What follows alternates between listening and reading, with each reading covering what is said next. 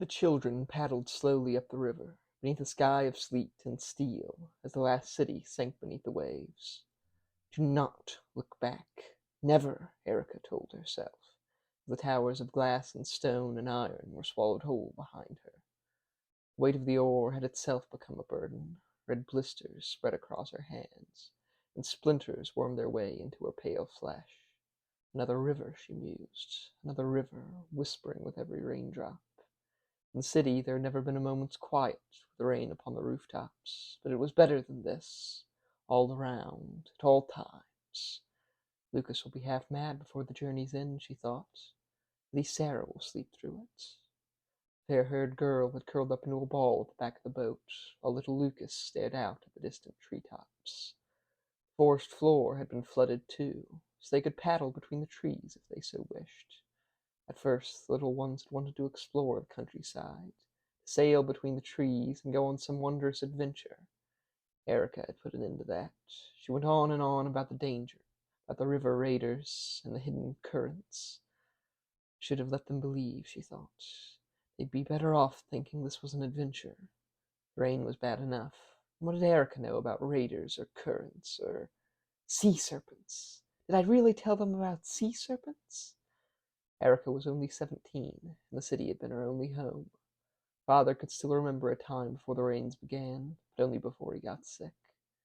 Then her brothers and sisters, they... No, Lucas is my brother now, and Sarah my sister. I must be strong for them.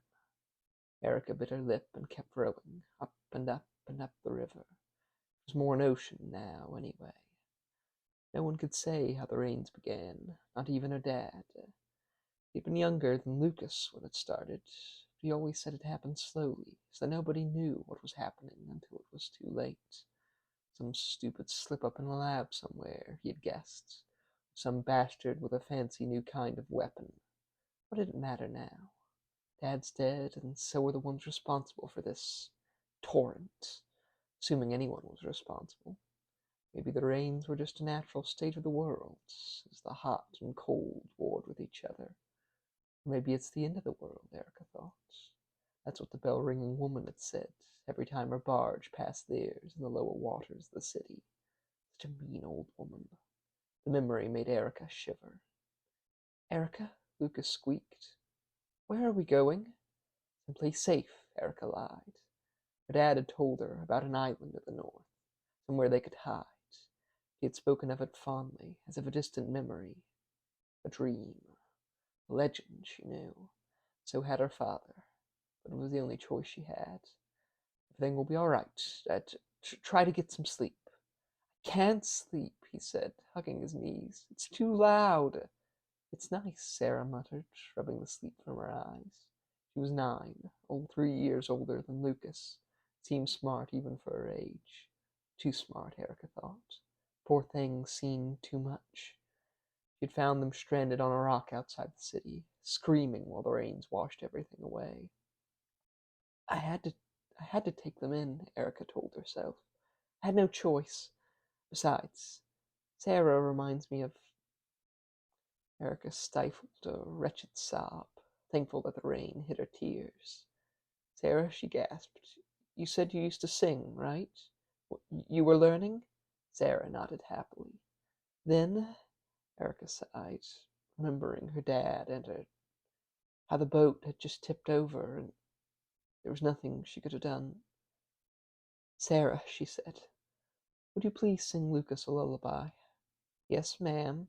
The older girl put her arm around the boy and began to whisper softly to him, a smile playing across her face.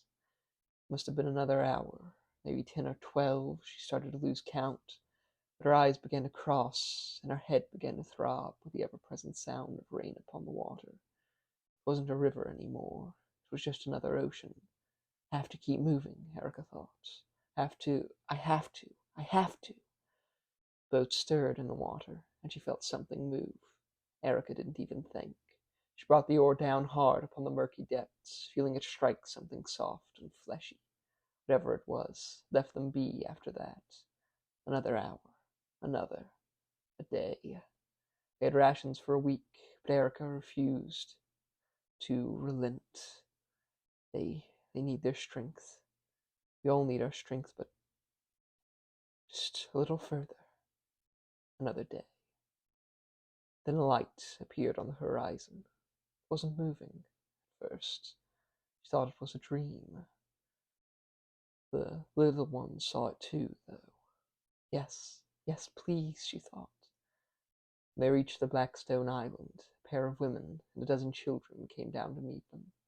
The lantern swayed from side to side upon a narrow pole thrust out of the sea, but it seemed undaunted by the wind and rain.